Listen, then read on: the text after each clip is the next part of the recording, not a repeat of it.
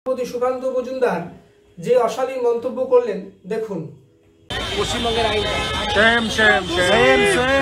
আপনারা আইনটাকে না সোনাগাছির সেক্স ওয়ার্কারদের পরিণত করে দিয়েছেন। পশ্চিমবঙ্গের আইনটা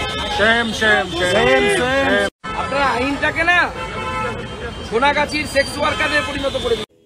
বিজেপির মধ্যে দেখা যাচ্ছে মহিলাদের অসম্মান করার একটা প্রতিযোগিতা চলছে। আজকে বিরোধী দলনেতা শুভেন্দু অধিকারী পর্যন্ত দেখা যাচ্ছে সে বলছে বীরবাহ হাসদা তার জুতার নচায় নিচে থাকে। কখনো সুকান্ত মজুমদার বলছেন অশালীন মন্তব্য, কখনো দিলীপ ঘোষ মন্তব্য করেছেন বাজে।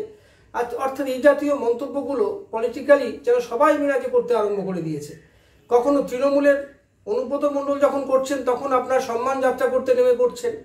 তাহলে আজকে শুভেন্দু অধিকারী, আজকে সুকান্ত মজুমদারের এই মন্তব্যের জন্য আপনি কি সম্মান যাত্রা করবেন? আজকে নারীদের সম্মান যদি ভুলণ্ঠিত কেউ করে তার কাউন্টার কি আপনারা কথা দিয়ে করবেন? আজকে অনুব্রত মণ্ডল যদি কোনো অন্যায় করে থাকেন তার জন্য নিশ্চয়ই বিচার হওয়া উচিত। তাই বলে আপনারা সুকান্ত মজুমদার, শুভেন্দু অধিকারী এরা মিলে সবাই মিলে আরম্ভ করে দেবেন, কুকথার বন্যা বয়ে দেবেন। আজকে কোথায় দাঁড়িয়েছে আজকে একটা রাজনীতি দিয়ে? সুকান্ত মজুমদার তিনি একটা সংবিধানের ওথ নিয়েছেন, শপথ নিয়েছেন। আজকে সেই একজন শপথ নেওয়া মন্ত্রী তিনি কি করে আজকে মহিলাদের অসম্মান করতে পারেন? তিনি সেক্স ওয়ার্কারের সঙ্গে তুলনা করছেন। এই জাতীয় মন্তব্য আপনারা কি জানেন কতটা অশালীন? আজকে যারা ওখানে সেক্স ওয়ার্কার হয়ে আছে তারা তো অত্যন্ত বেদনার মধ্যে রয়েছেন।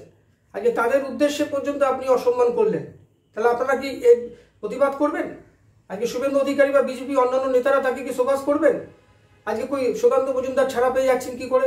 তার বিরুদ্ধে কোনো প্রতিবাদ নেই। আজকে অন্য কোনো দলের কোনো নেতা যখন কোনো বাজে কথা বলছেন আপনারা তার বিরুদ্ধে রেড়ে করে নেমে পড়ছেন।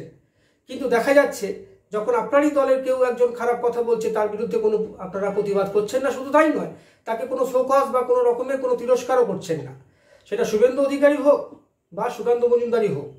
আজকে এরকম একজন মন্তব্য আজকে অতীতেও দেখা গেছে। সিপিএমে অনিল বসু মুখ্যমন্ত্রী সম্বন্ধে অত্যন্ত অশালীন মন্তব্য করেছেন, তখনও কিন্তু সিপিএম কোনো ব্যবস্থা নিতে দেখা যায়নি অনিল বসুর বিরুদ্ধে। এরকম প্রচুর ভুরি ভুরি সময় আছে যে উদাহরণ দেওয়া যেতে পারে যেখানে কিন্তু পলিটিক্যালি প্রত্যেকে একটা বাজে কথা বলার একটা ট্রেন্ড চলে এসছে। সেটা শাসক দলের কিছু নেতা আছে, বিরোধী দলের কিছু নেতা আছে। আজকে পলিটিক্যাল এনভায়রনমেন্টটা কীভাবে যেন নষ্ট হয়ে যাচ্ছে এরকম ধরনের। আজকে সুকান্ত মজুমদার একজন শিক্ষিত লোক, একজন মন্ত্রী, আজকে তিনি কি করে পারলেন এরকম একটা বাজে কথা বলতে? এবং তার জন্য তিনি কোনো এখনো পর্যন্ত কোনো একটা ক্ষমার বিবৃতি দেননি। পার্টি থেকে তাকে কোনো শোকজ করা হয়নি, পার্টি থেকে তাকে তিরস্কার করা হচ্ছে না।